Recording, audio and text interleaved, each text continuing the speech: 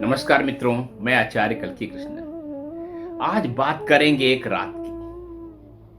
वैसे तो सृष्टि का नियम है, दिन के बाद रात, रात के बाद दिन, ऐसा आता ही है।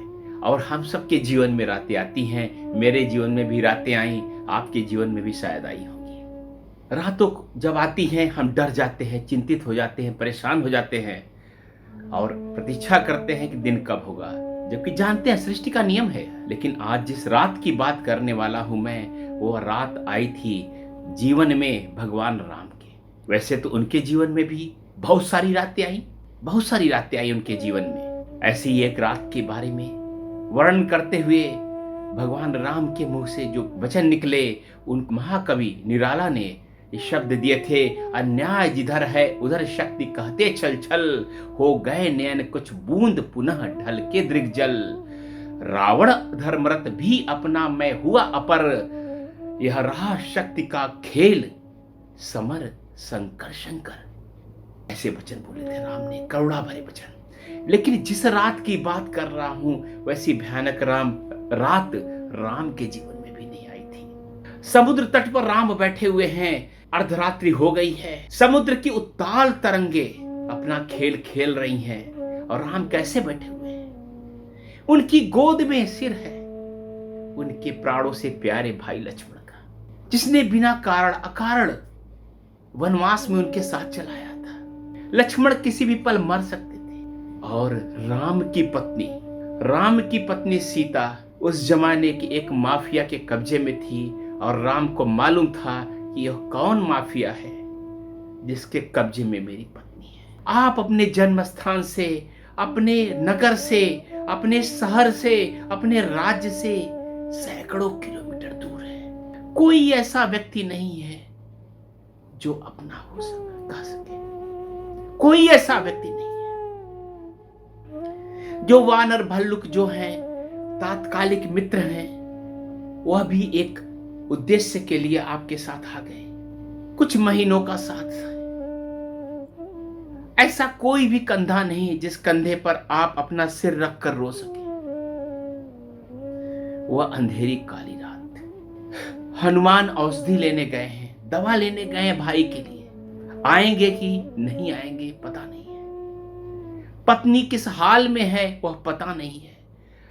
ले पाएंगे कि नहीं ले पाएंगे पता नहीं है। शत्रु का क्षेत्र है, शत्रु के राज्य के पास हम निरापद निसहाय बैठे हुए हैं। जरा उस रात की कल्पना अपने ऊपर कीजिए। आपकी पत्नी को कोई उठा ले गया है, आप जानते हैं कि कौन उठा ले गया है और कुछ आप कर नहीं पा रहे। एकमात्र आपका संबंधी, आपका छोटा भाई जो आपके सुख दुख में आपके साथ बिना सोचे समझे चला गया, वह मरने के कगार पर है। राम के मन में कैसे भाव आए होंगे। वह रात कितनी भारी रही होगी। वह रात कितनी भारी रही होगी। हम सब जानते हैं वह रात बीत गई, दिन का उजाला हुआ। उसके पहले ही हनुमान आ गए थे, संजीवनी बूटी लेकर के, वो दवा लेकर के, औषधि लेकर के, और लक्ष्मण जी गए थे। फिर वो एक भयानक युद्ध हुआ था और रावण मारा गया था, वो माफिया डॉन मारा गया था और सीता ससम्मान लौटी थी। लेकिन क्या उस रात को राम को पता था? भूल जाइए वो भगवान थे, अपने को उनकी जगह रख कर देखें। क्या उनके मन में भाव नहीं आए होंगे कि आज अपना जीवन भी खत्म कर लूं? क्या जीवन है मित्रों। ऐसे ही रातें बड़े लोगों के जीवन में आती हैं जो हमारे लिए भगवान बन जाते हैं, महापुरुष बन जाते हैं। वह भारी रात जो राम के जीवन में आई, वो कठिन रात जो राम के जीवन में आई, भगवान करे वो आपके जीवन में कभी ना आए, आपके जीवन में कभी ना आए। लेकिन जब भी कोई रात आपके जीवन में आए, तो वह रात जो भगवान राम के जीवन में आई, उसको याद कर लीजिएगा। क्या उससे खराब रात आपकी रात है?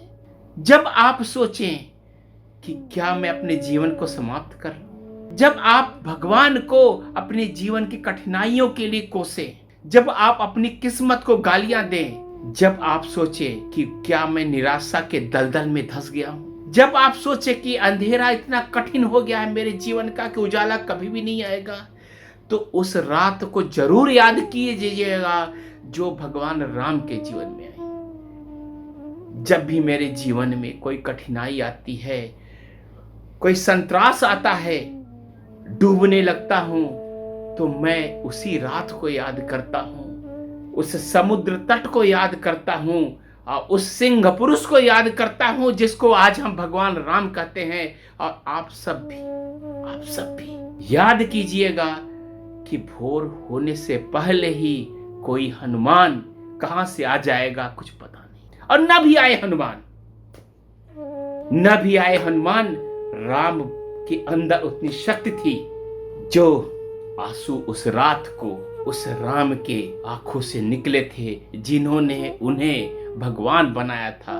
भगवान करे वे आंसू मेरे भी उतने ही गर्म आंसू मेरी आंखों से भी निकले, आपकी आंखों से भी निकले। और इस धरती पर जो भी इंसान एक संकल्प लेकर के जीवन जी रहा है, एक उद्देश्य लेकर जीवन जी रहा है, वैसे ही गर्म आंसू किसी भी कठिनाई के आने पर उस व्यक्ति की आंखों में से भी निकले। मित्रों, हर साल 9 लाख से ज्यादा लोग आत्महत्या कर लेते हैं। 9 लाख से ज्यादा लोग।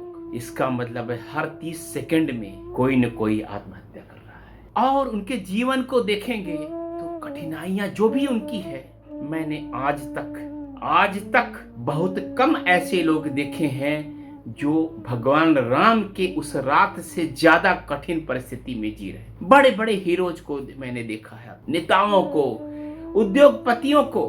कोई कारण नहीं मित्रों, कोई कारण नहीं है।